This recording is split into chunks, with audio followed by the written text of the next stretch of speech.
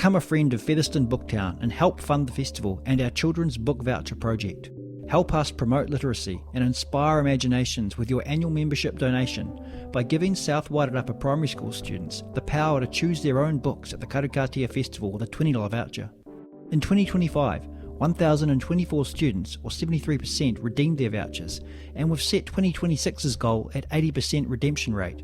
Join today at www.booktown.org.nz/Friends of Booktown and help bring the magic of books to our young readers.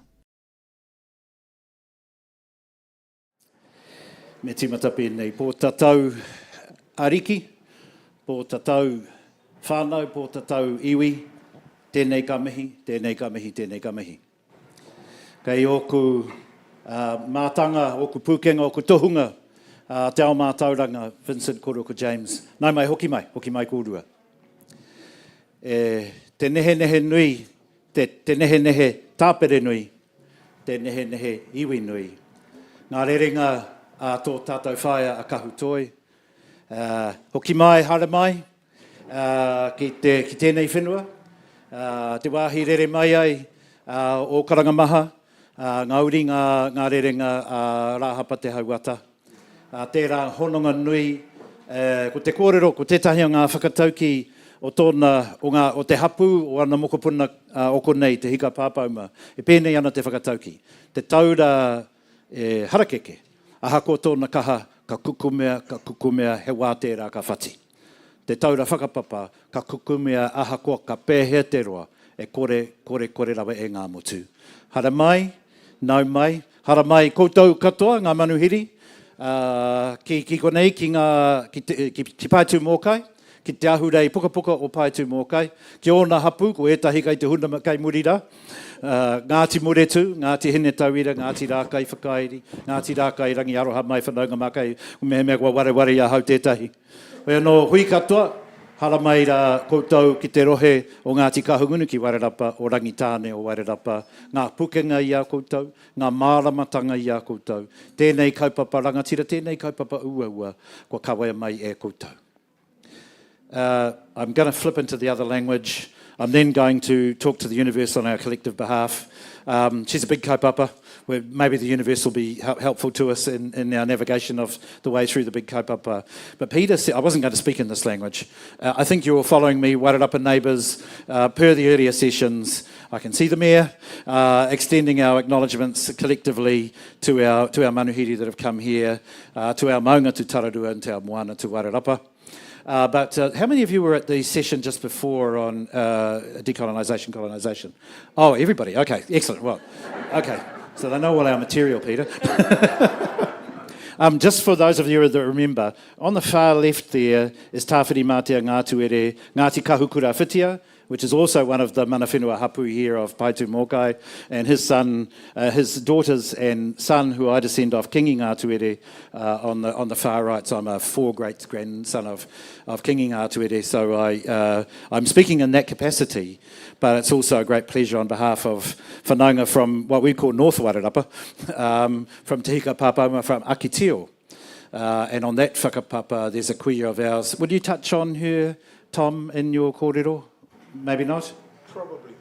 Tom may touch on her. She's important in terms of what happened at Rangiawhia and her Irish husband. So we'll leave Tom to touch on her, but an important whakapapa connection from Tom's family and potentially Joanna's family to us here. But really, the main thing is haere mai, nau mai, tauti mai, tahuti mai, ki tēnei papakainga o mātou.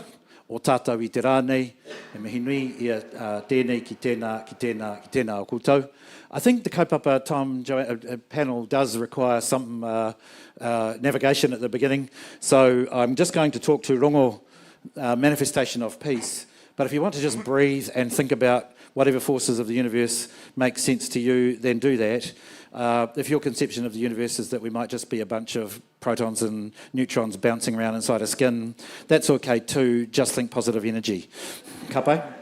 Whakarongo rā e rongo kia mātou, o ko nei o pai tū mō kai te manawa nei, ki te rongo taketa ki te whiwhia te rawe, te whiwhia nuku, te whiwhia rangi, take mai te kāhui o ngā riki, kia tūturu, ka whakamau ai, kia tīna, haumi e, hui e, tā iki e. Peter, over to you.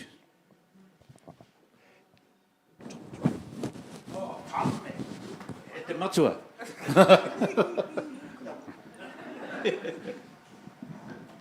Kei ahau taku rākau. He apiti nuku, he apiti rangi. He whakauti ngaroha, te maunga whakahi o tararua e tūnei. Ngā wai ātarere o Wairarapa. He o tira ki a koutou. Tātou katoa. E hui nei ki raru i te tuanui o tēnei whare. Ki rungi tēnei papa. Te whakawhiti whakaaro, whakawhiti kōrero. Taua whakawhiti ngā whakaaro, ka tau ki whea, e au. Engari no roto te whakawhiti ngā kōrero, whakawhiti whakaaro, whati ngā aroha, ka tau, ko tau karakia, kia rongo. Longo mātāne, longo whakahira, longo tau te ngā kau, tēnā koutou, hurinoa, tēnā hui tātou katoa. Kia ora, Bigsy. Kia ora, Tom. Thank you very, very much. Kia ora tātou. Ngā mihi nui kia koutou. Ko Peter Biggs tōku ingoa. I'm privileged to be the chair of Featherston Booktown. And it's also my pleasure to be with you today as the moderator for today's session. I want to thank Dan and Adele Richardson of Masseen's Military Bookshop here in Featherston for being the generous sponsors of this session. Thank you very much, Dan and Adele.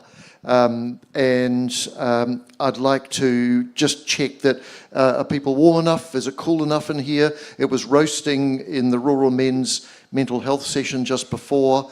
My wife tells me I'm a complete overreactor, so we turned off the heating and I've opened all the windows. So if it gets chilly, just let us know, let the lovely David there know, and we can warm the place up for you.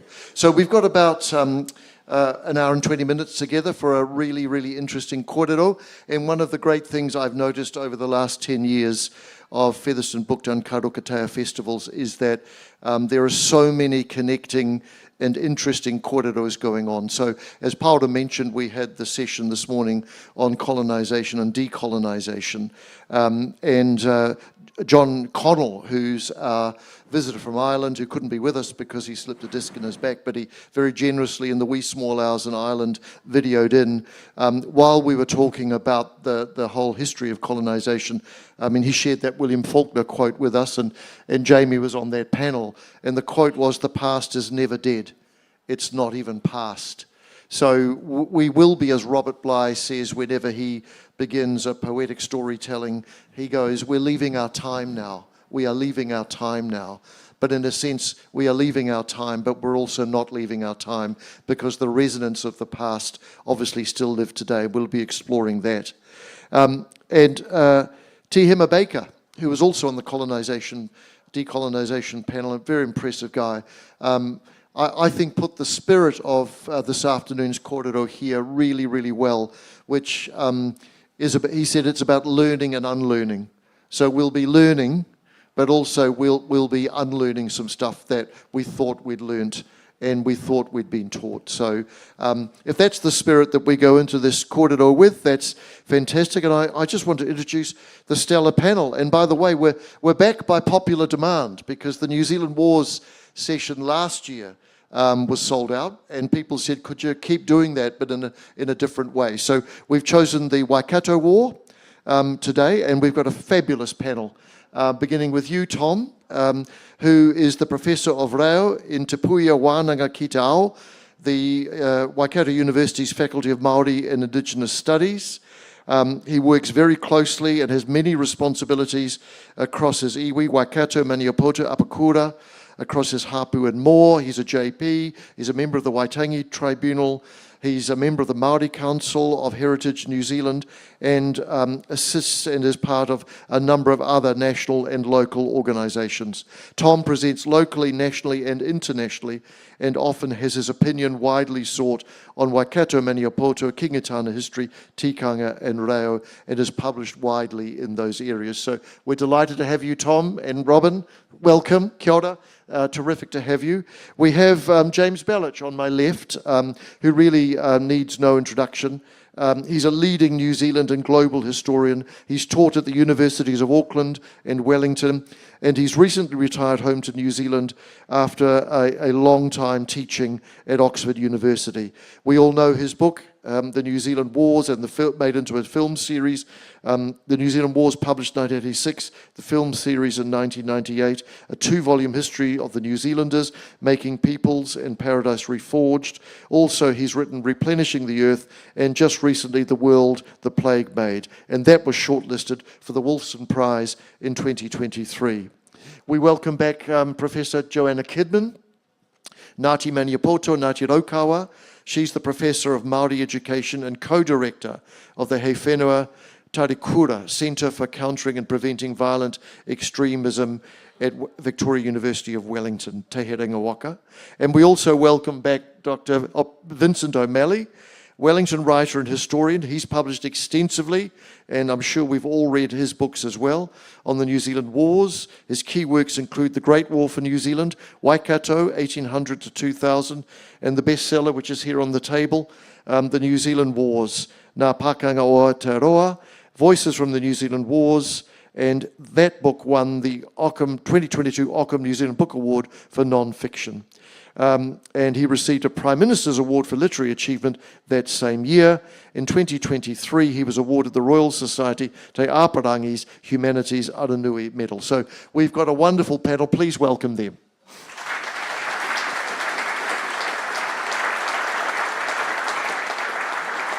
And just to let you know, Vincent's doing a side hustle here this afternoon. He's promoting his newsletter, so there should be a piece of paper coming to you shortly, or you may have it. So sign up for Vincent's newsletter. There are no rules at Featherston Booktown. It's a completely open and deregulated market, so well done, Vincent. So, let's go. We are leaving our time now. We go back to 1863, or maybe just before, and I'm going to ask you, Vincent, can you give us an overview of the Waikato War? What was it? Why did it happen? And why call it an invasion? Tēnā koutou katoa. It's great to be back at the festival again this year. Wonderful festival, and thank you for the welcome from Paora. I've got more flyers, if anybody didn't get one, by the way. So, what was the Waikato War, and why was it an invasion? So the Waikato War was the largest of the 19th century New Zealand wars, and it began in the early hours of the 12th of July 1863, when Lieutenant General Duncan Cameron led 380 troops, British troops, across the Mangatiwhiri River. And the Mangatiwhiri River was the boundary between the area controlled by the Kingitanga, the Māori King movement, and the area north of that was controlled by the Crown. So that was a political boundary, essentially. And it ended on the 2nd of April 1864 at Ōrākau, later famously known as Rewe's Last Stand. And people are still making films about Ōrākau. And prior to the invasion, on the 9th of July, Māori communities living in South Auckland were issued an ultimatum to basically take an oath of allegiance to Queen Victoria or leave. And nearly all of them packed up whatever they could carry with them and left. This was New Zealand's Trail of Tears. Basically, they were evicted from their homes. They'd established a flourishing community north of Waikato in South Auckland. Ironically, they'd gone there in the 1840s to protect the settlers of Auckland from Honeheke. And so they had essentially gone there as military settlers to protect that settlement. And they established a flourishing trade, flour mills, cattle, all that. They lost anything that they couldn't take with them, they lost. That was gone.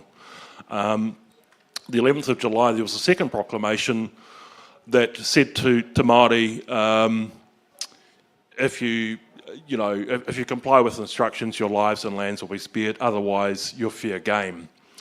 And John Gorst, in a book called The Māori King, published in 1864, I think, said that he saw horsemen riding down the Great South Road on the 15th of July, delivering that message 3 days after the invasion began. In my research for the Great War for New Zealand, I went one better than that, and I found a draft of it dated the 13th of July, 1863, one day after the invasion began. So, in other words, that was window dressing. Tainui weren't supposed to be given a real choice about whether they complied with those instructions and saved their lives and their land. It was Governor George Grey, who Jamie might talk a bit about later on. He came to New Zealand with this reputation as a great humanitarian and a progressive, and he was trying to protect what remained of that by giving the appearance of choice in a situation where they didn't really have one. And so when I call it the invasion of Waikato in my new book, that's how Cameron described it. That's how Frederick Whittaker, that's how many people described it in 1863. So that's really just an honest description of what this was.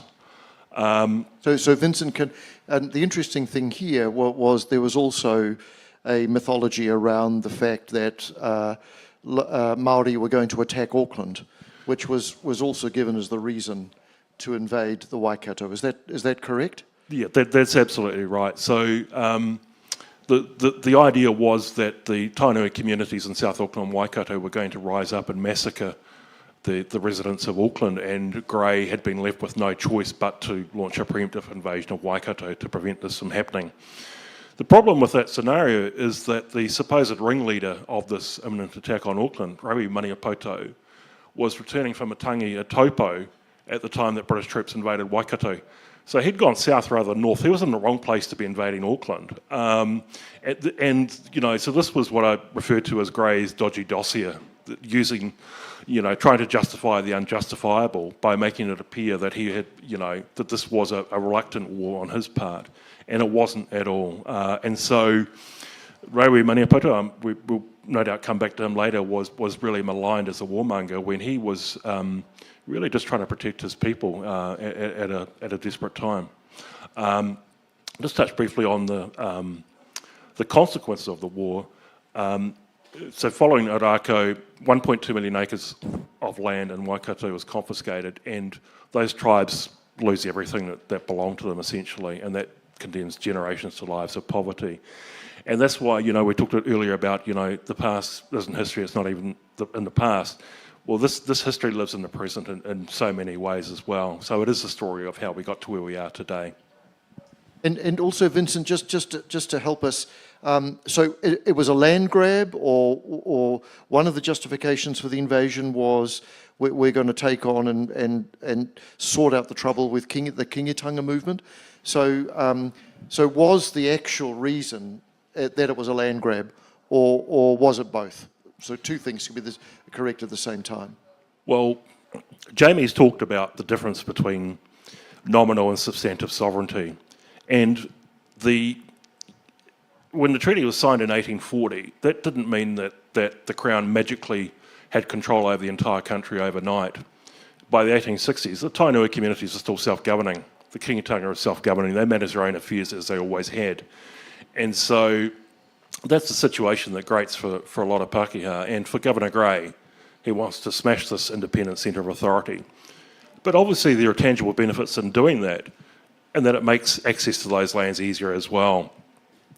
And at this time, we've got a system of what's called double government. So you've got George Grey there, who's got considerable powers. He's in control of the British Army in New Zealand. But you've also got a colonial ministry, the forerunner of the modern-day New Zealand government. And their overriding priority is obtaining the land. And you have ministers like Frederick Whittaker and Thomas Russell who speculate in these confiscated lands and make a considerable fortune out of doing so personally. And so, the two go hand in hand. It's not a case necessarily of was it land or was it this attempt to destroy the Kingitanga. One went with the other, I think, and that's part of an overall package to subjugate and destroy the Kingitanga.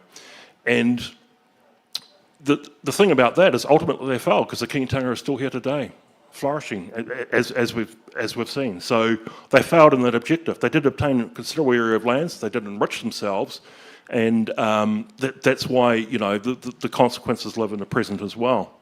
Yeah, thank you, Vincent. We're going to pick up the Kingitanga movement a bit later with you, Tom. But Jamie, before then, Jamie, we had a really interesting conversation recently just about the international context of the Waikato War. It was the most significant engagement, I guess, of the war, but also the use of technology. And we need to put it in its place around what was happening in the world, the wider world. Could you talk about that, please? Sure. Is this working? Yeah. It's a surprisingly modern war. And I think Vincent's got a very striking image of this. The turret of the Pioneer, the armoured warship, steamship that goes down the Waikato River. Throughout the globe, the mid-19th century was a moment when things turned against Indigenous peoples between sort of the 1850s and the 1870s, partly because steamship technology was much older, not that much older, but sort of 50 years older. But it was to get a steamship which was armoured and armed onto a river made a big difference, because suddenly it made rivers two-way. So you could penetrate into the interior of a country upriver against the current in a way that had previously not been possible. And you see this kind of thing in a number of areas where suddenly the interior of a country is vulnerable to European technology and armed power. And so the American Civil War is going on at the same time. The Taiping Rebellion, I think, has just finished.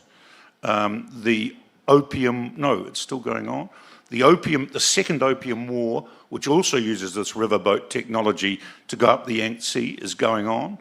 So it's a global moment where improvements in technology have turned the tide against Indigenous peoples. Now, Māori do their very best to resist this, and they actually drag 24-pound cannon, quite big cannon, several tons, into position to fire at the Pioneer, but they don't have proper ammunition. And they fire a 12-pound gross's weight instead of a proper cannonball, and it lodges in a cask of beef in the Pioneer's hold with what I called an unerring homing instinct in the New Zealand wars. So it's a dreadful moment in global history, not just in New Zealand, but across the world. And the sense of it being international is kind of augmented by the fact that some of the soldiers going down the Great South Road, which has been built for the purpose by George Grey, are singing Civil War songs, American Civil War songs. They're beginning to use Enfield rifles, which are much more dangerous than muskets, longer range and more powerful. They're beginning to use breech-loading heavy artillery, which is most famously used at the Gate Pa, where a 110-pound Armstrong gun bombards this tiny Māori pa. In 1864. Vincent would say that's after the Waikato War. I'd disagree. I'd say that it continues in Tauranga, and that's still part of the Waikato War, because the British objective is to cut off reinforcements to the Waikato from the East Coast. So you can't forget that New Zealand is being part of world history here, and some of the regiments being brought into the Waikato come from Australia, some come from India.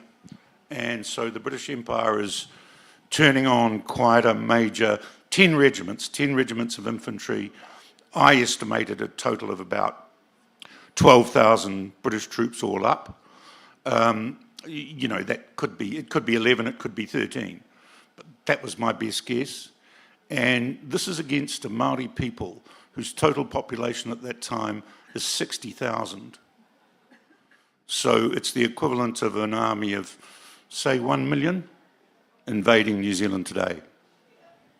And so this is a pretty big thing for the British Empire, because that's a substantial force, given what else is going on in the Empire world. Is that right, Jamie? It is. It's a serious chunk of the British Empire. It's probably more troops than there are in Britain. It's not a huge war, of course, but wars don't increase in trauma and complexity as they do in scale, nor do they diminish in complexity or trauma as they do in scale. So, it's a big little war. As the saying went, they call colonial wars little wars. From a Māori perspective, from a New Zealand perspective, there was nothing little about it. So just on the Māori perspective, Tom, welcome again. You have direct personal connections back to that war. And how do you and your wider whānau, iwi, hapu, how do you remember that conflict today? And what are the stories that you are telling now about that time and that place and that conflict? Thanks, Bigsy. Can I begin by answering with a question of the audience? And that question is, how many in the audience have a connection, whakapapa, or something of that kind to the Waikato? Whoa, quite a number. Kia ora. They have their stories. Each of them have their own way of answering that question. The second question I have of the audience is, how many of you, put your hand up, have not read Belich, O'Malley or Kidman? Not.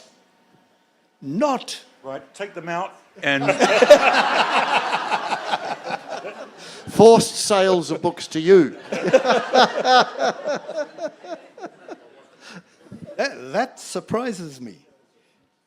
So how many of you have read Roa? 1, 2. Means I've got a lot of work to do to catch up to these fellas. Yeah. You should have brought a side hustle, Tom. But in that instance, these fellas write for a certain audience. My audience is these fellas sitting over here. And those of you who put your hand up about the Waikato. You're my audience. And if that sneaks out to others, all well and good. My audience is my whānau. I write for my whānau. We were listening to the colonising and decolonising earlier this morning.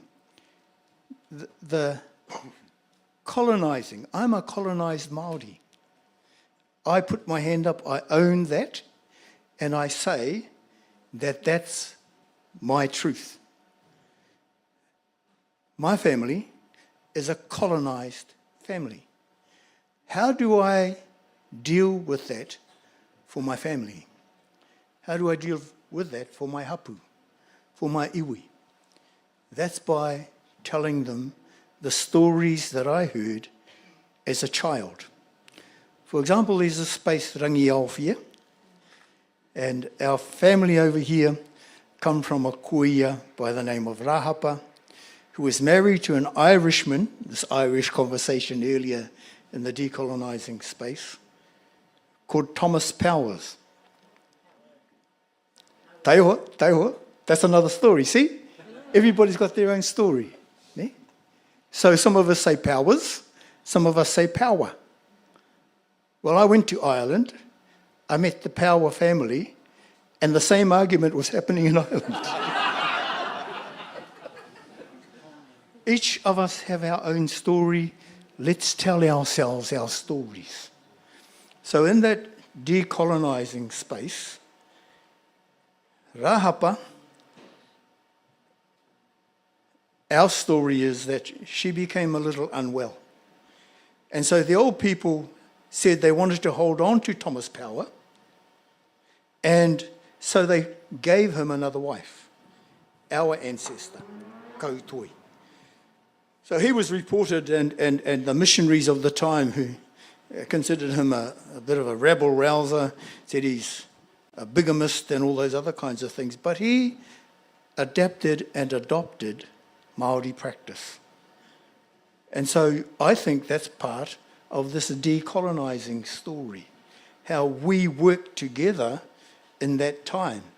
Because our story is that Thomas Power was invited by Governor Grey to come to New Zealand to work with the Māori to teach them the new technology.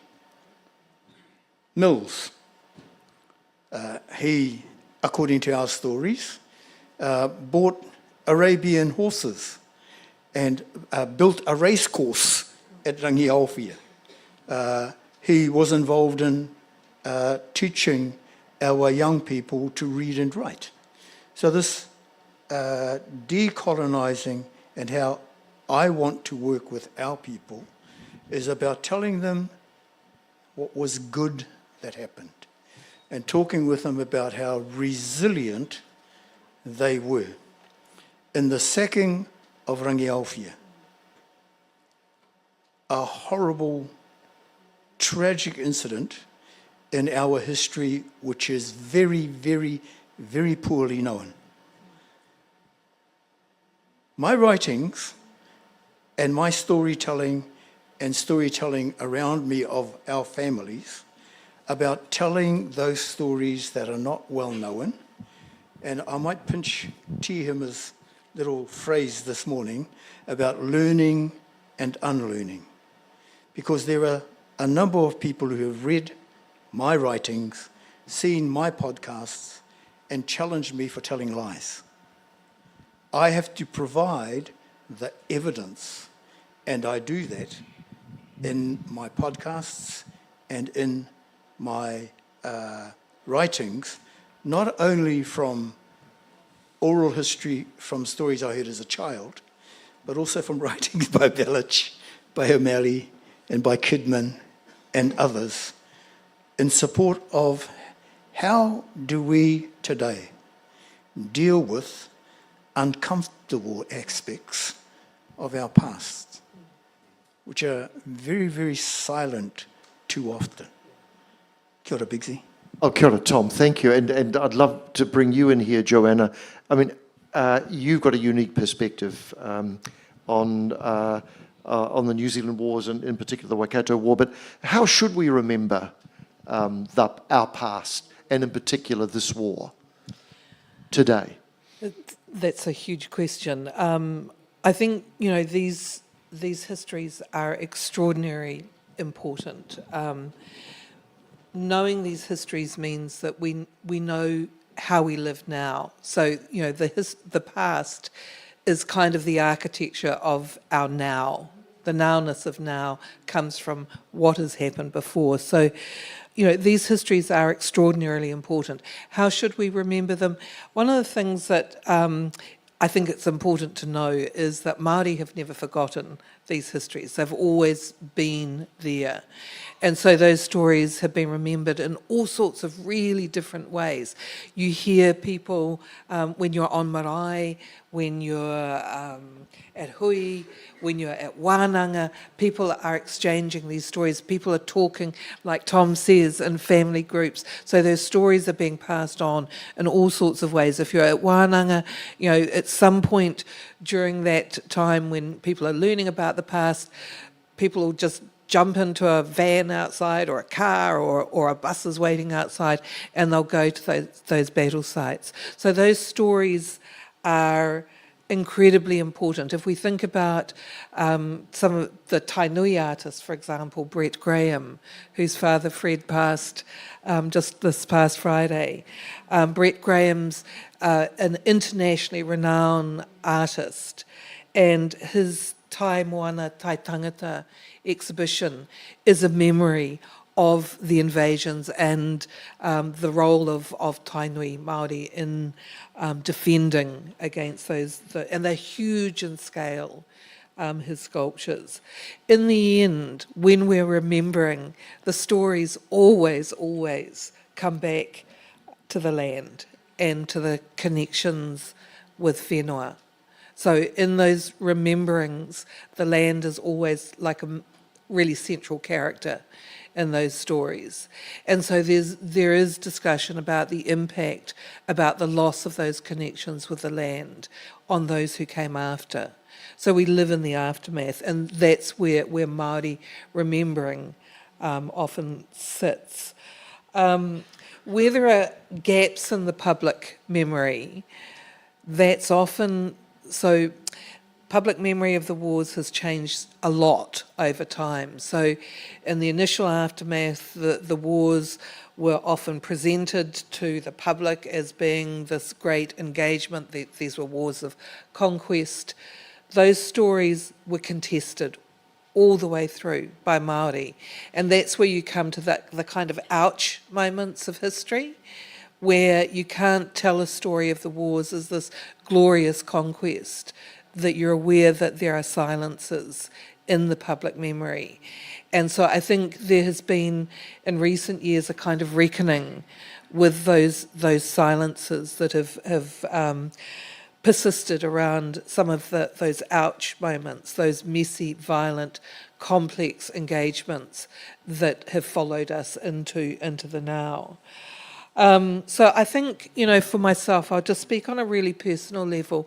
For me, this is personal. Memory is personal. So I'm the child of a Pākehā mother. My mum's here today. Hi, Mum. And a Māori father. And my Māori father was one of his first languages was te reo Māori. But he was born in an era where speaking the language was not encouraged. So over time, he lost it. Like many Māori, the language was lost. And he tried to retrieve it in his later years. He would start to speak to Vincent and I in Māori, but the words just wouldn't come. And when you don't have the words to speak your stories, then the memories get disconnected. And that's what happened in my whānau and in my family. So for me, remembering is an act of resistance. My father couldn't remember in his own words, in his own language. So I will do that, remembering for him. And so it's just a privilege for me to be able to do that. Kia ora. Kia ora, Joanna. Thank you. Thank you. And that's a great reminder. You shout out to your mum there. Happy Mother's Day to all the mothers in the room. It's great you're here and not doing that frivolous and superficial Mother's Day afternoon tea next door. This is this. These are the intellectual mothers. This is the intellectuals. Yes, terrific. Well done, you. So just talking about the memories and that past. Vincent, so we have the military machine, Cameron's military machine grinding down south. And can you just take us step by step, because we do want to get on to Rangiawhia and we want to get on to Rangariri and Raukawa, but just can you help us by describing what's happening? He's coming down south, using the river, using the land. Yeah, so as Jamie said, I mean, this is asymmetrical warfare. You've got the world's great superpower at the time, Great Britain, up against the civilian population. Tainui, the Kingitanga, they don't have a standing army. They don't have any of that. For the most part, they don't have artillery. Often their weapons are dating back to the musket wars. And so really they have to quickly work out what's the best means of survival. For them, this is an existential struggle. How do we survive this great onslaught that's coming? So when Grey arrives for a second governorship in 1861, the very first thing he does is order the Great South Road to go right to the Waikato River so that the troops can march overland to the invasion frontier. And also, steamers are commissioned in Australia and board as well, because control of the river is also crucial to that.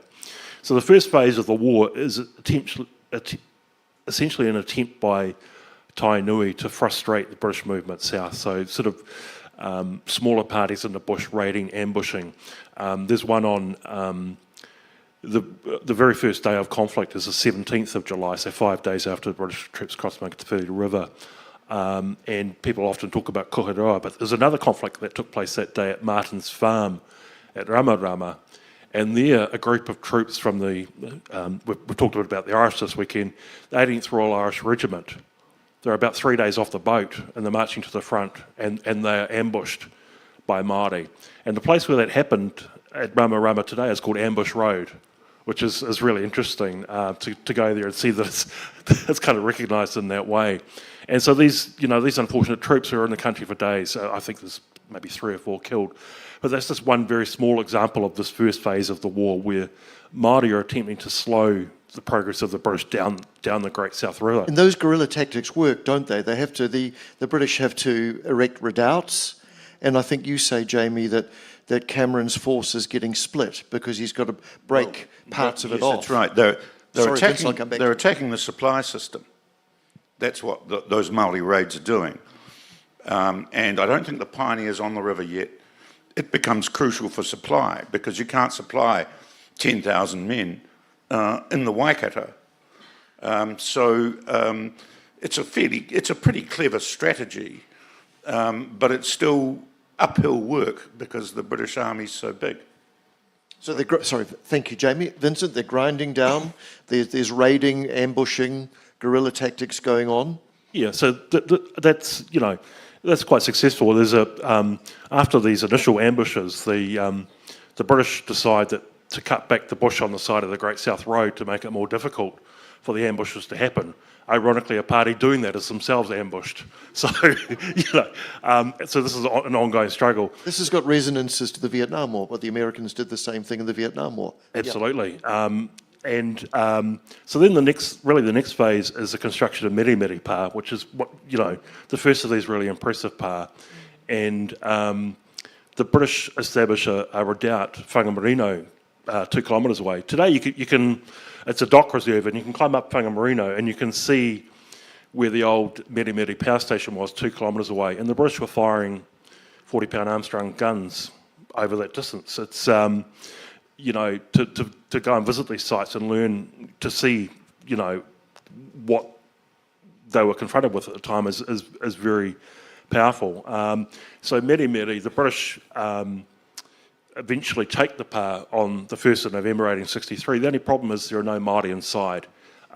They've evacuated that pa. It had served its purpose, and the next phase of the war is Rangiriri battle, which takes place 20th, 21st of November 1863, and that's a very, very large battle.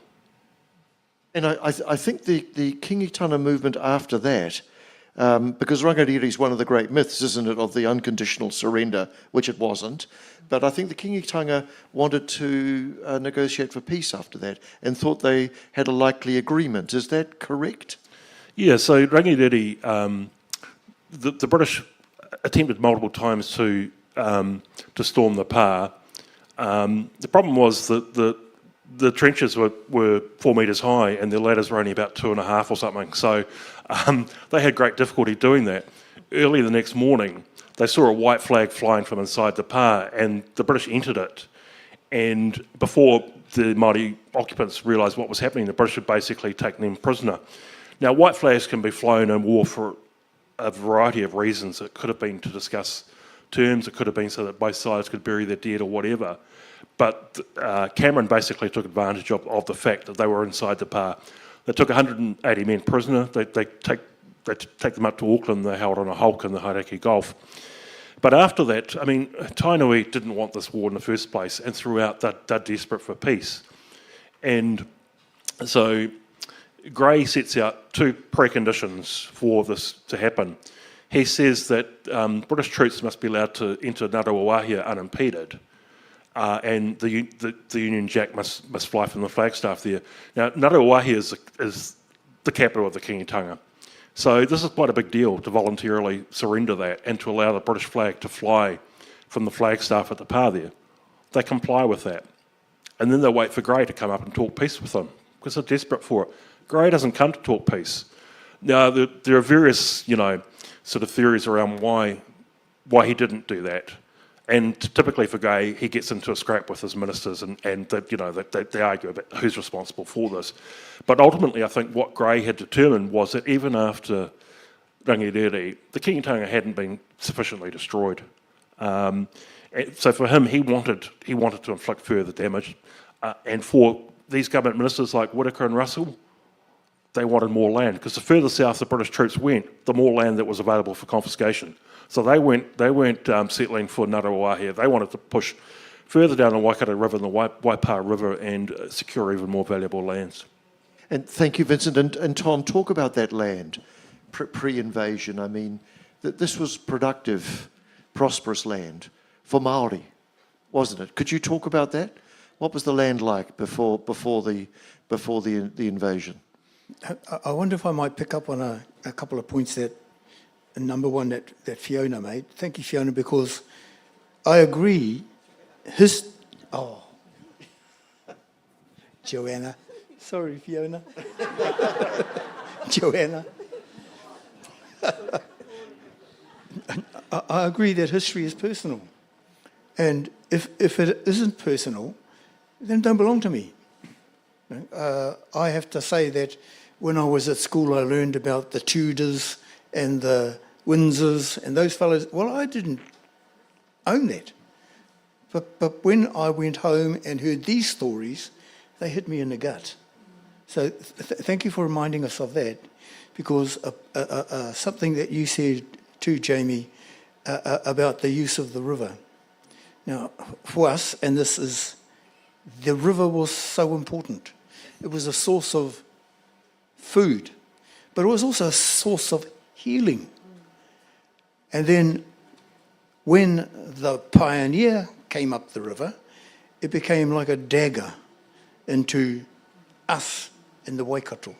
So this personal history and the stories told by these friends, and then Vincent talking about Ngārua Wahia, and the strategy from Ramarama was to tease the colonial forces.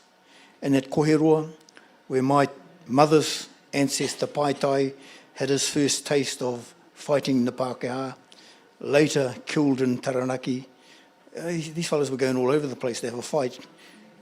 But at Kōrero, don't engage too deeply. That was the same plan at Rangiriri, actually. Not to engage too deeply, just to cause them to slow down, get them into a space further upriver where they could be dealt to. But Rangiriri was too successful. They found that, hell, these fellows weren't too good at all. So let's have a talk. And that's why the pā was taken, because they wanted to have that talk. It's all very well for you, Tom, to have personal histories and to speak to your family, but what do you do if your family doesn't listen to you? You know, so I've got to talk to other people, you know. Yep. Kia kaha koe. Good luck with that, because the family's here listening to me. So is mine. And Sorry, Tom. if the family disagrees, they say it straight to the family. And then we, as Joanna said, one of our most important kaumātua in the Waikato, Fred Graham, his tangi is happening right now at Pohara. I can guarantee you, at every tangi, every occasion, these stories are told.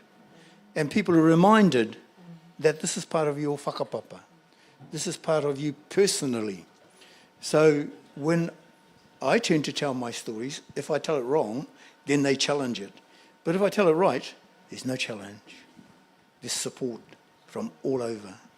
So in terms of the land at this time, as I said, the promise in the Treaty of Waitangi, I assert, after the signing, there was a period of time when this potential was being realised, and Rangiaowhia was one of those spaces where that was being realised. It wasn't just that part of the Waikato, but other parts as well in the Waikato King Country, where people were sharing their knowledge, their understandings, and doing well from it. But then the greedies took over. As I understand it, Rangiaowhia was supplying produce to Auckland. It was significant in terms of supplying food to Auckland and also export. Yes. So these were quite sophisticated agricultural business practices going on in the Waikato. Yep. It was some of the richest land in New Zealand, wasn't it? I mean, it wasn't just anywhere. It wasn't the desert road they were after. It was the Waikato. the lower Waikato, which is some of the richest country and some of the richest terrain in New Zealand. But Māori were already farming it Yes. prosperously, Tom, weren't they? Acres upon acres of produce. And we know from various evidences that we had a number of sailing ships that would sail from Ahuahu, which is near Kawhia, and take the produce overseas to Australia. Take the produce, and we have some ships manifestos in Māori that show that the produce was being taken to the gold fields in California. These fellas were rich. And They were wealthy. Absolutely. So part of the consequences was economic deprivation when all of that was lost. So we'll come to Rangaofia soon, Tom, but I'd like to go back to you, Joanna, and ask the panel, talking about stories, is there a particular story from that war which has resonance, Joanna, personally for you? And if so, would you share that, please?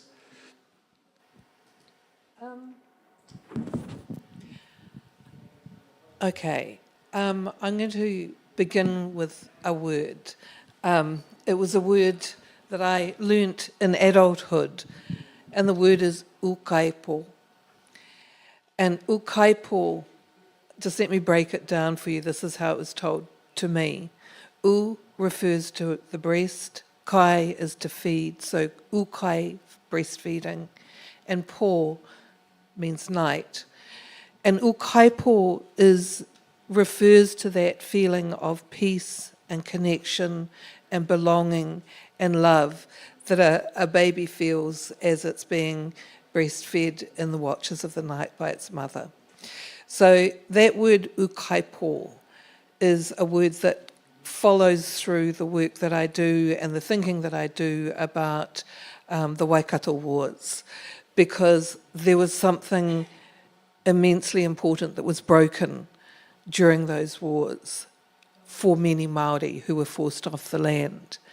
So I think for me, the story for me in many ways begins some years ago when Vincent was writing The Great War for New Zealand, and there was a family wedding in the Waikato, and we'd gone up for that, but we kind of doubled up.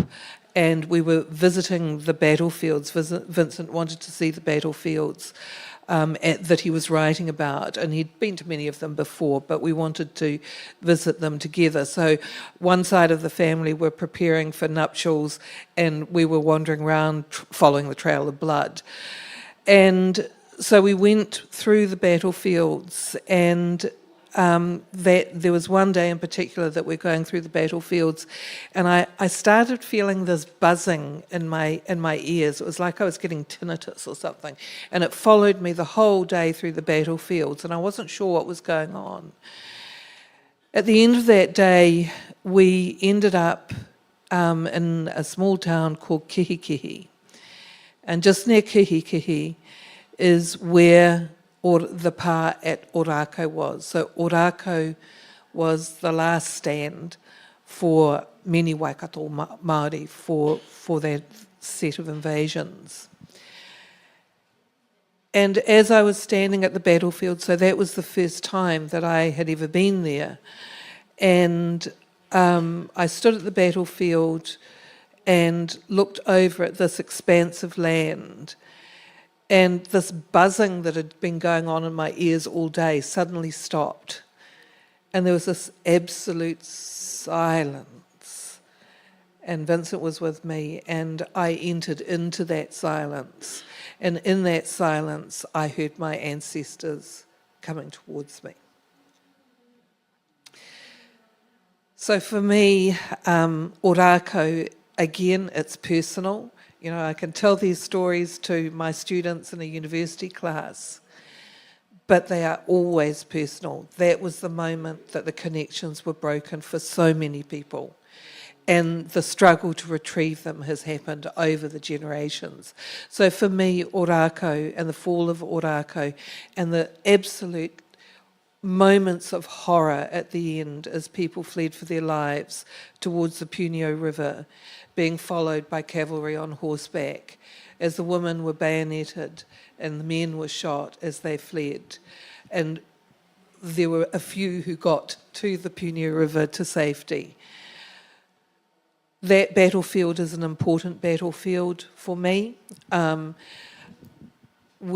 always, if I'm coming from Auckland, I'll always take a detour and stop at Ōrākau, because the legacy of that battle for me was with Rewe Maniapoto, our rangatira, when the people in the pā were called on to surrender. The words that came back to them were ka whawhai tonu mātou, ake, ake, ake. My friend, we will fight on forever. So, like, we're going to go down fighting. We will not surrender. So when I go to Ōrākau, I hear those words in my head and I feel a sense of courage and connection and loyalty and love for those people who were in the pā that day. So for me, Ōrākau is that place. It's my ukaipo. Weirdly enough, how you can feel connected on a battlefield, don't ask me, but that's my place. Kia ora. Kia ora, Joanna. Wonderful you shared that. That's amazing. And I guess the sad thing is Rewe Maniapoto didn't want to fight there. Do you want to tell that story? Or Tom, who'd like to tell that story? Because he was reluctant to fight there and was kind of forced into it, as I understand it. Could I just add a point, which is it's when we were filming for the New Zealand Wars documentary series, which was in the mid-90s, we came to that very place and we had with us Whirimako Black, and I think her mother was with us as well. And so the kuia was the publican of the Kihi Tavern, and so we took Whirimako, or her mum, I can't remember which, did the karanga, and we crossed State Highway, whatever it is, to have the ceremony in the pub just across from the battle site. And this was Tuhoi, who had come from the Urewera Mountains to fight with Tainui, together with them. So there was a nationalist Māori element to it. It wasn't just the local tribe fighting. It was the whole of the kingitanga. And the kingitanga then meant a lot more than just Tainui. So there's a kind of untold story that being too focused on the local or the personal can miss. Sorry, but I think that's a necessary qualification. Thank you, Jamie, because it was Ngāi Tuhoi that had come to fight. And just tell that story, Joanna or Tom, just around how Ōrākau came to be a battle. Because, as I understand it, Rewe Maniapoto didn't want to fight that battle there.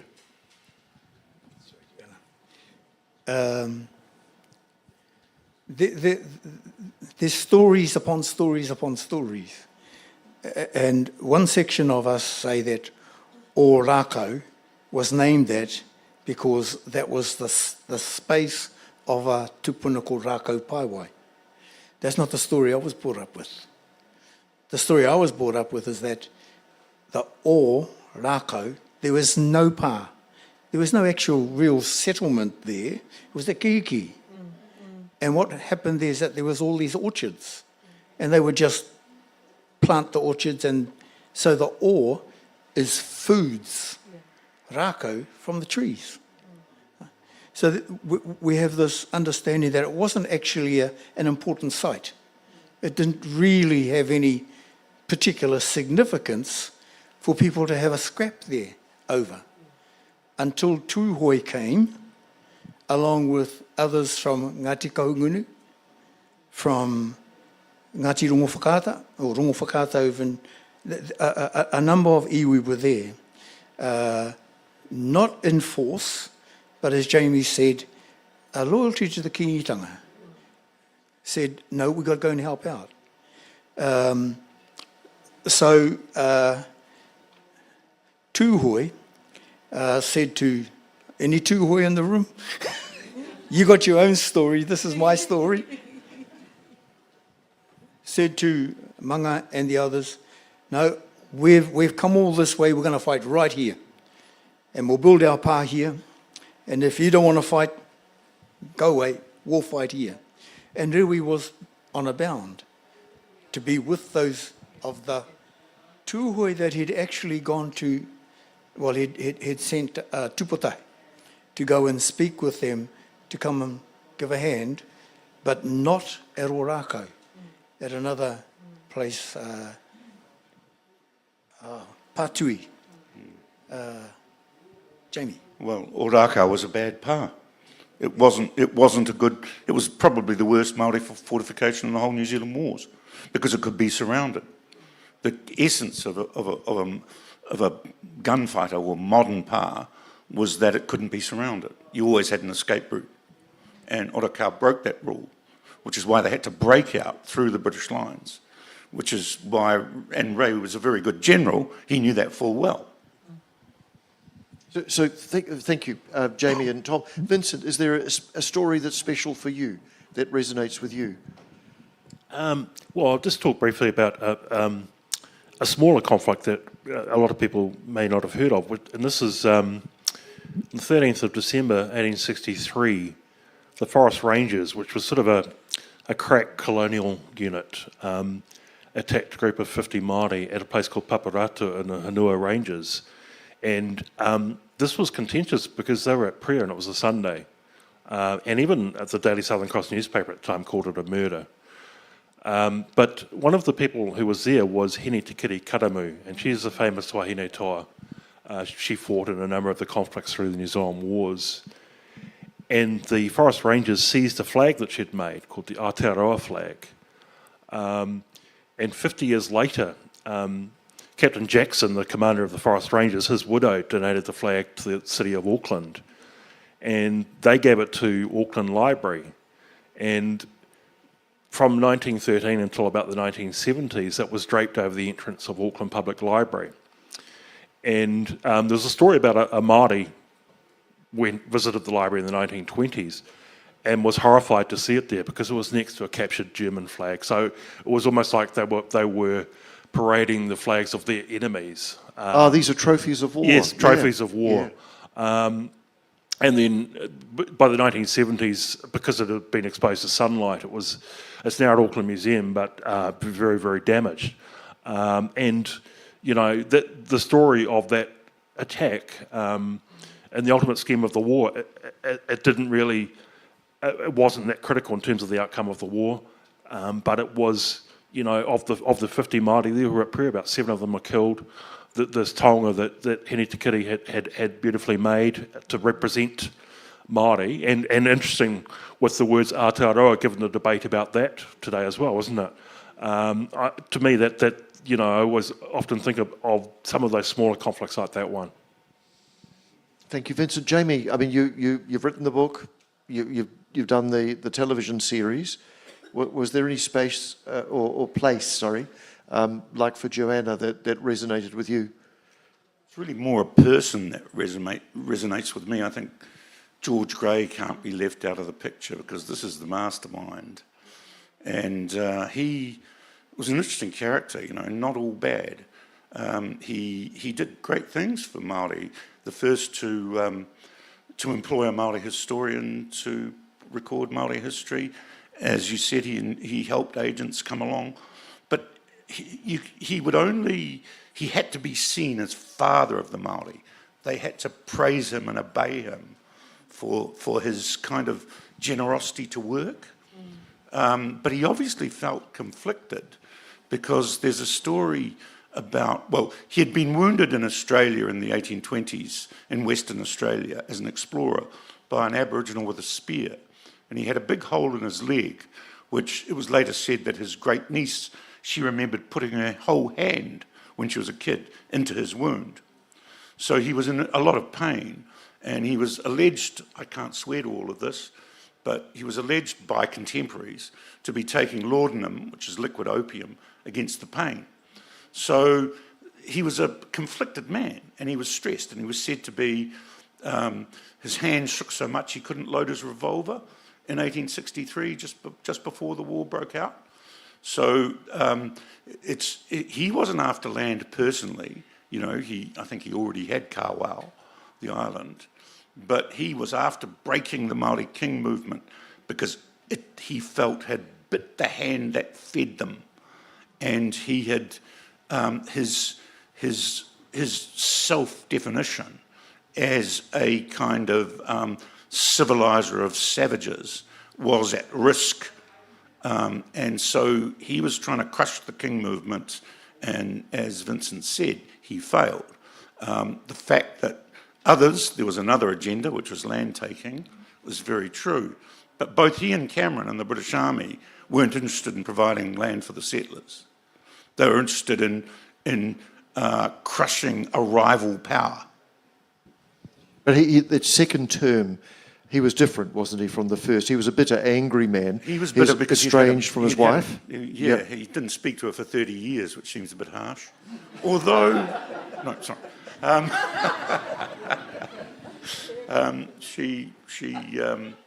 He felt that she was flirting, not having an affair, but exchanging notes with an officer, and didn't speak to her for 30 years. Talk about a double standard. You know, he's supposed to have had several offspring with Māori woman.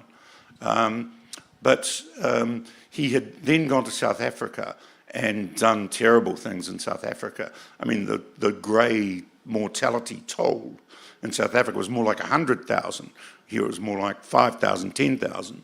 A lot of the local people starved to death because they'd killed their cattle and he refused to supply goods for them. So he was a real conflicted character, and yet there's a certain respect for him in some Māori records and some Māori whakapapa.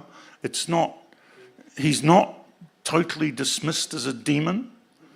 So, there's always kind of more than one side to this thing. That's why I called that talk a few years ago at Greytown, Shades of Grey. I might just say that the Māori word for enemy is hoa riri, angry friend.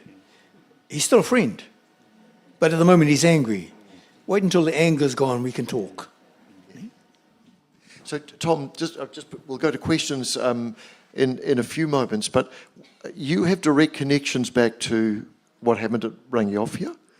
Would you like to tell that story and the story that is very personal to you about what happened?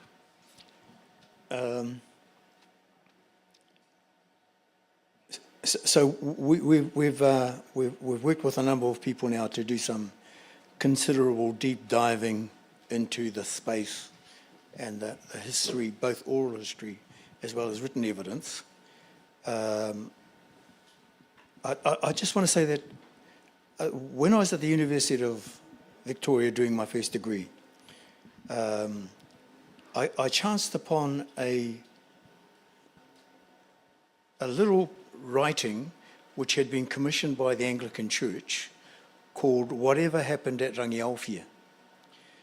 And leafing through that, I found a reference from a soldier's writing about them setting fire to the whare, and that whare was a church in our oral history, which had a cross over the top of the whare, and that a young child about 10 or 11 years old came running out of the church, flailing the burning church, the burning whare, flailing his arms hither and thither and falling suddenly to the ground. I photocopied that immediately and I sent it home to my mother, because we would sometimes go from Otorohanga across to Rotorua and go past Ōrākau, stop there, hear a story, carry on. Go past again, stop there, hear another story, carry on. Same with Rangiaowhia, stop there, hear a story. And we stopped at Rangiaowhia one time, and my mother's stepmother was in the car, and she had us crying, telling us about the houses that were set fire to by the soldiers with people inside. In her story, she said that the soldiers had sacked the village and they were telling people to come out of their houses. So this kaumātua came out of the house with his arms held high, wrapped in a blanket, and being shot. So the message went out to the people, don't come out of your house, you get shot. They didn't come out of the house, so the soldiers set fire to their houses to get them out of their house. Between a rock and a hard place. So Nana Wiki told us this story about this boy. His name was Arama. Arama is Adam, it's a Christian name. Coming out of the burning church and being shot by the soldiers and falling dead. These kinds of stories stick with you. But the other message, always before we got home, was, don't forget this boy, but remember, there's a better world coming tomorrow. So this idea, we should be working towards the better world. Let's keep telling our stories. Yes. Let's keep making sure Yes. that they're heard. Yes. But look to the better world to come. But thank you, Tom. And this was a deliberate attack. Vincent, can you talk about that? Because this was a tactic to get around a particularly difficult pa fortification. And they knew exactly what they were doing. Yeah, so the thing about Rangiawhia is that it wasn't a pa, it was just a village. It didn't have organised defences at that site. And it was a place of sanctuary for women, children and elderly men. Because earlier at Rangiriri, women and children had been inside the pa, and Gray wrote to the Kingitanga and said, send them somewhere safe, and we'll respect that. And so a message was passed back through Bishop Selwyn, who was a chaplain to the British Army, saying that Rangiawhia is our place of sanctuary. So they assumed that the British would respect that. After all, they told them to send those people somewhere. And they had, and they'd pass that on. So by February 1864, Rangiawhia was an impressive part, but an even more impressive one called Patarangi had been constructed. And Cameron's trying to work out how he's going to take this, and he eventually realised that he couldn't. So his solution is to go around it. And Rangiawhia is attacked, and as Tom said, the British actually talk about, there are comments in the journals, we were obliged at last to set fire to their whares. So there's no question that was deliberate, because soldiers aren't in the habit of implicating their own side for something that didn't happen.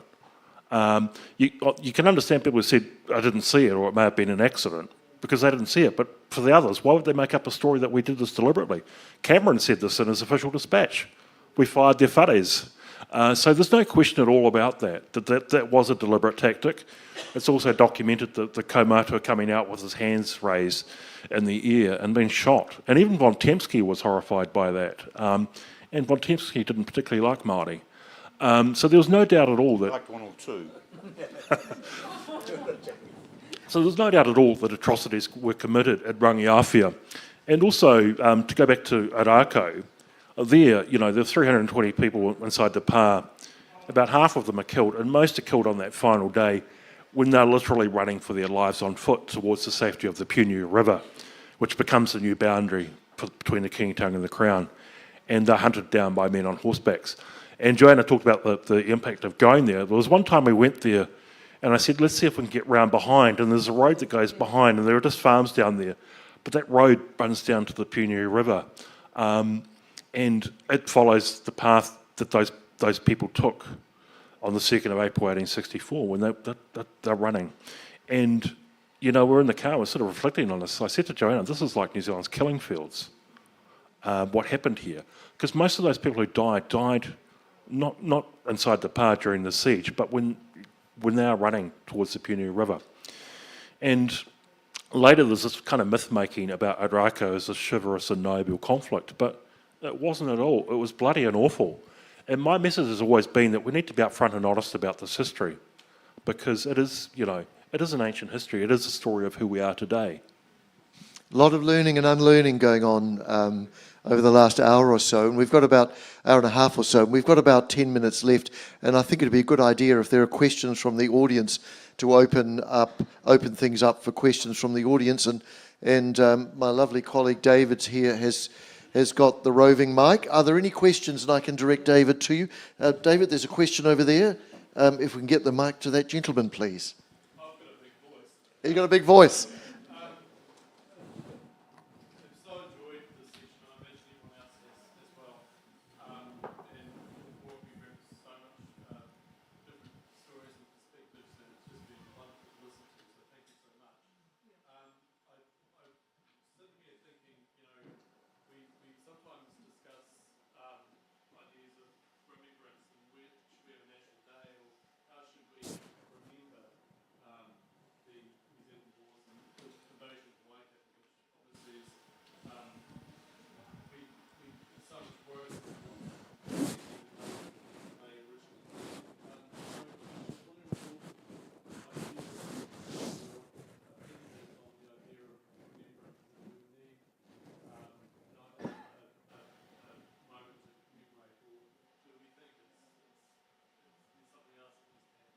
That's a great question, thank you. And we were going to get onto that, weren't we? Particularly through you, Joanna. Do you want to pick that up at all in terms of remembrance and how do we remember and what do we do?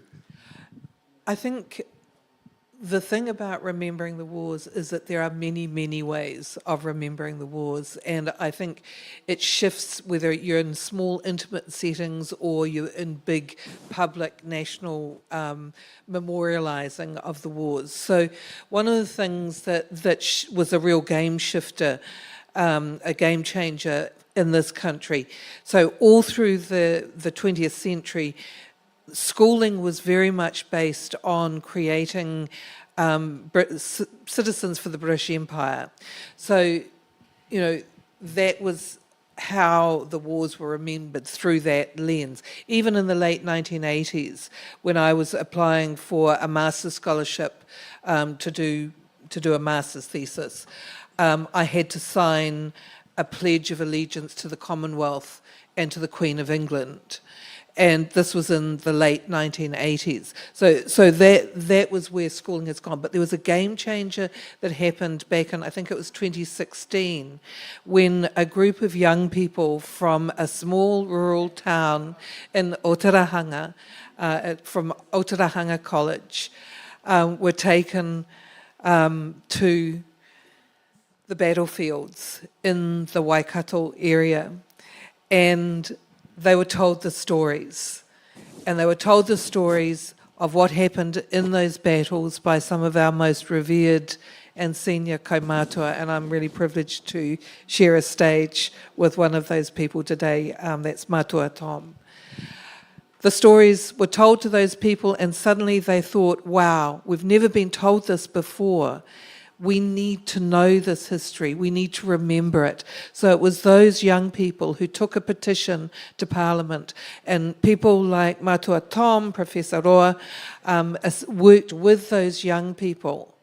And they took the petition to Parliament to say, we have to remember this, because on the battlefields that day, those stories came alive for them. And suddenly they realised that history wasn't just something that happened in Gallipoli a long way away or overseas during overseas conflicts. It happens in our own backyards, and that they are historical beings through knowing that. So the petition went to Parliament, a call for New Zealand history to be taught in schools, and for a day of remembrance. And that has shifted the game. So 2023, the New Zealand history, and including the wars, is being taught in New Zealand schools because of the work of that small group of young people with senior kaumātua alongside of them. Every day, there are 720,000 plus students in New Zealand schools. They learn about New Zealand history. For those of my generation, a lot of it has been forgotten. The next generation will not forget, although it is currently under some attack by this coalition government who want to remove those memories. I think they won't be successful because the ball is already underway. The young people will show us how to remember. Can I just add one little thing? One little thing about this group of school children. They set out to get as many signatories to that petition as they possibly could. I wasn't there, but caught up with them later in the day. Two of them were outside the warehouse in Te Awamutu. Their teacher had kind of gone away to do some shopping, and they were standing there, and they got accosted and beaten. They were beaten. We were horrified. We still don't know who did that. We were horrified for these poor kids. So the revisiting of these and the learning and the unlearning, it can be extremely uncomfortable. But we have to do it. And those young people, after that, one of them, Zach Robin, he said, oh, I'm out of here. I don't want anything to do with this. Week later, he was back, but this time outside McDonald's, not the warehouse, in Te Awamutu. So it's how do we engage with and through the next generation and pass this on safely. This kind of a space, safe, great. But then sometimes we get into other spaces and have to be very, very aware of what that might be doing to those people telling the story. Thank you, Joanna, and thank you, Tom. Any other questions from the audience? There's one there, David. Just down there, hand up there. Just to your right. There, thanks, David. Tēnā rā koutou, nei rā te mihi kia koutou ngā rangatira. Tēnā koe, Papa Tom. He uri ahau no te Wairarapa. Aha ko I whānau mai, I tipu mai, I manga kino. Nera. Ai. So, just want to acknowledge all the mahi that you have done on this. And he tino mamai ni. And the trauma that has come from it. Because I can assure you there were tipuna who didn't want to talk about it. No taku tōtāne no te whānau tanirau, no Ngāti Hinetu. Yeah. Ai. And so a lot of those kaumātua just didn't talk about it. They didn't tell their children these stories. And they grew up not far away from Rangiawhia, and they didn't know. But when they did go there, oh, nunui te mamai, nunui te mamai. And they're still finding their way back. They still don't know where their ukaipa was, you know. So there's a lot of that. And so it was really good to hear that we still need to carry on and be strong about it, and we need everyone in this room to understand that it won't be easy. This journey is not easy, because with that history comes trauma and emotions and feelings. And I don't know if our schools are equipped to deal with that either. I only hope that there is, and that's on both sides. I was fortunate enough recently through our Masterton District Council to be part of some education we did around Waitangi Day out at Rathkill College. And all our secondary school children from around the Motu came out there, and we had some wonderful speakers. But at the end of the day, the children had more questions than answers. We had our whānau tangata tiriti saying, oh, do we give our farms back now? You know, so the rangatahi have a way of just expressing things as they see it. So I only hope that this country, through the people's here today's support, will support the ongoing education as well as the support that needs to be in place as well for our whānau and everyone else to carry on in this way. So it wasn't a question, aroha mai. I think that's a wonderful way to end our afternoon. Kia ora, thank you so much. And before I call on Paora, just to end it. In fact, there's a burning question way down the back. Yes, a hand's just come up, David. We'll do that. We've got a couple of minutes, I think. They're wrapping up next door, but the Illuminati here are very patient. Thank you. Kia ora koutou. My name is Liz Verclay. I'm a history teacher in the Wairarapa. I'm originally from the Waikato, and my girls from Macaulay High School and Mount Albert Grammar went to Rangiriri, and my students at Ngātawa and Martin went to Rangiriri as well. Professor Vincent, you interviewed with my students at Ngātawa about 6 years ago, and Professor Jamie Belich, my girls at Macaulay heard you speak in 2007, so I'm very excited to be here. But I was part of the group part of the New Zealand History Teachers Association that signed the petition. My replacement at one of the schools was one of the writers of the Histories curriculum, and the mahi's happening, the conversation is happening, the kōrero is happening. It's an uncomfortable space to be in.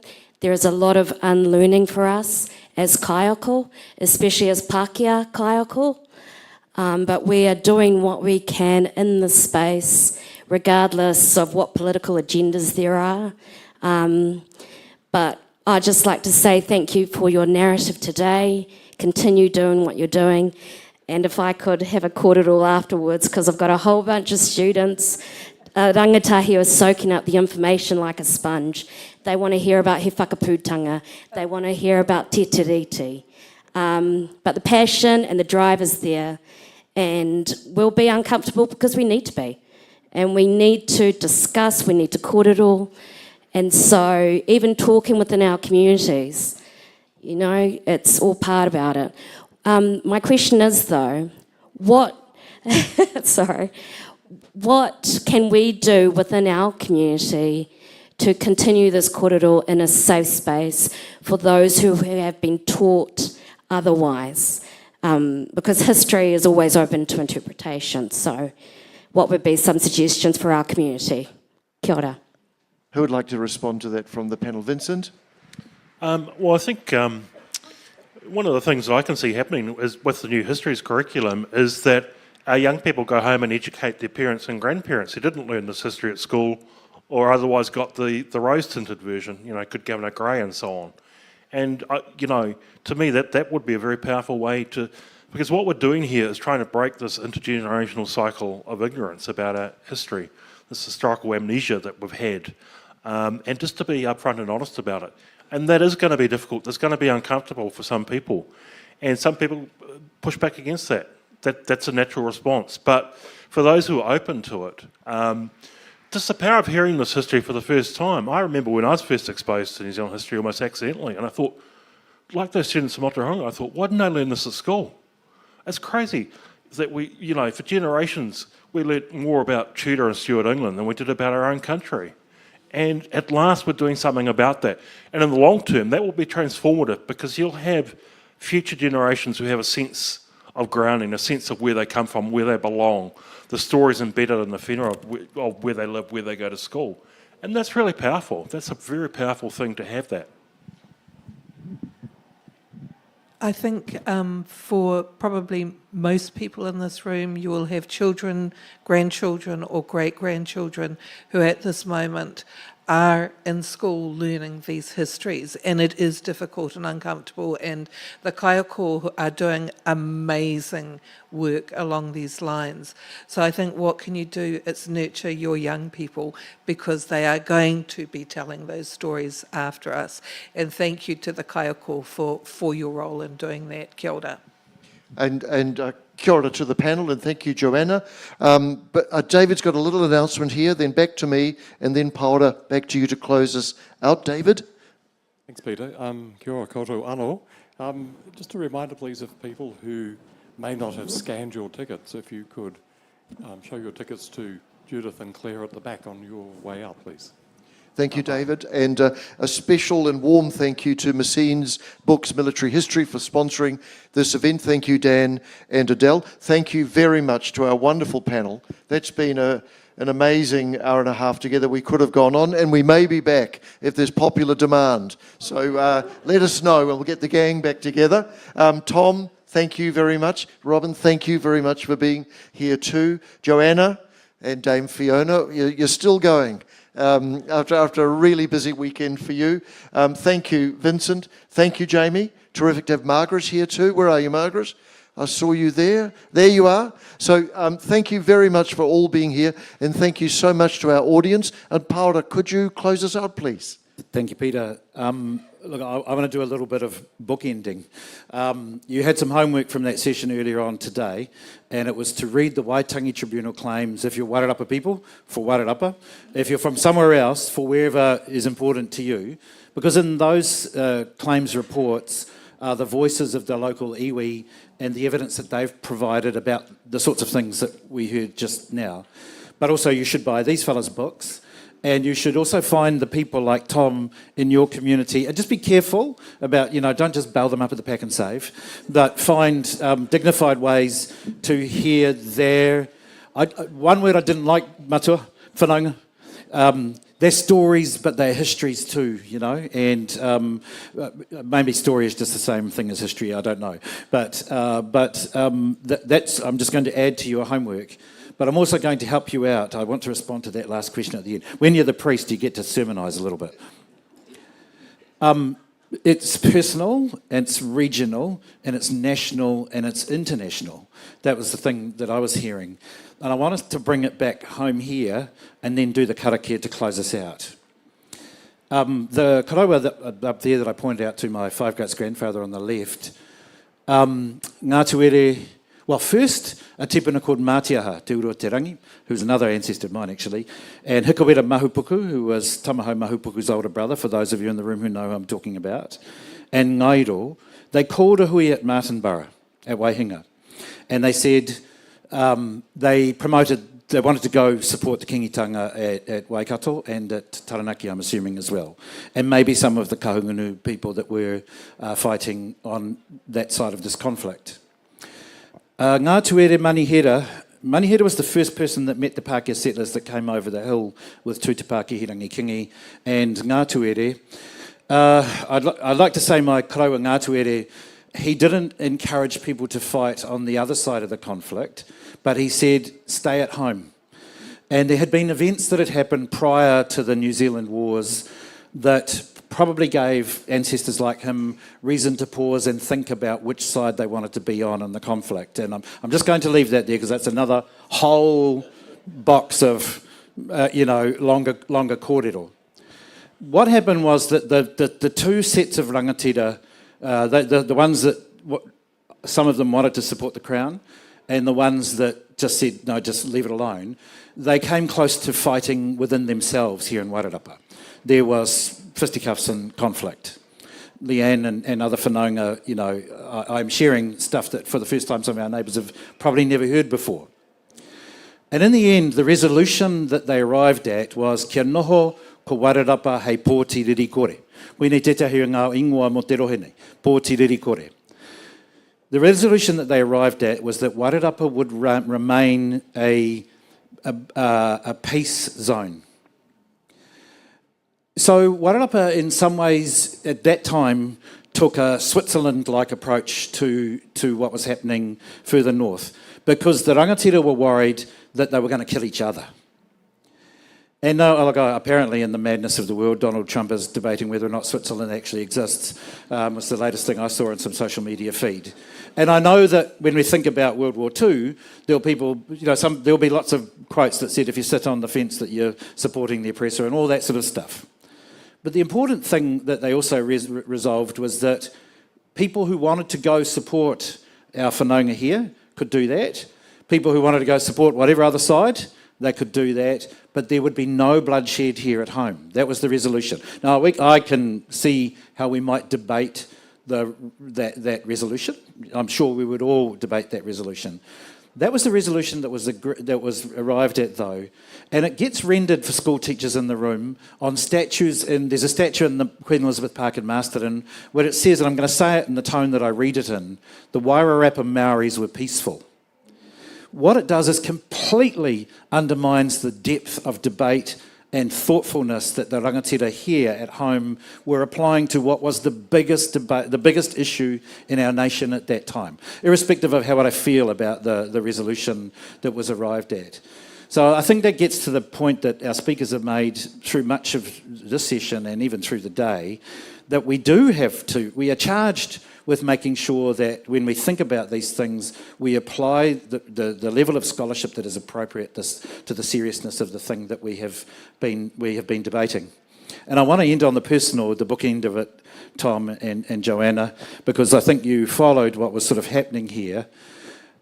Sorry, the other resolution of these rangatira is that Wairarapa would be open to refugees from all sides of the conflict.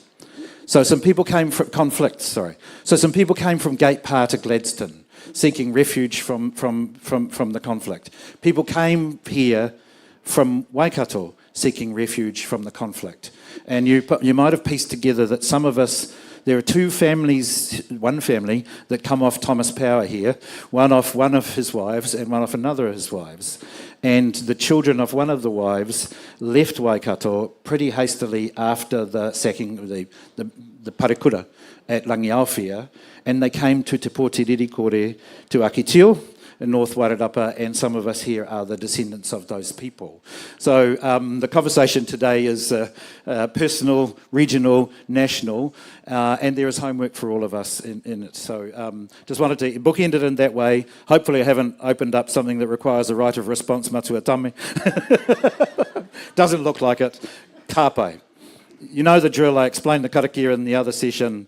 Puritia ngā kōrero te hui nei. We te kina te tapu I rungi ngā kōrero te hui nei. Kia mauri atu ko te kahu ora o rongo kia tūturu, ka whakamau ai, kia tīna, haumi e, hui e, tā e ki e. Kia ora koutou. Thank you, Paora. Thank you.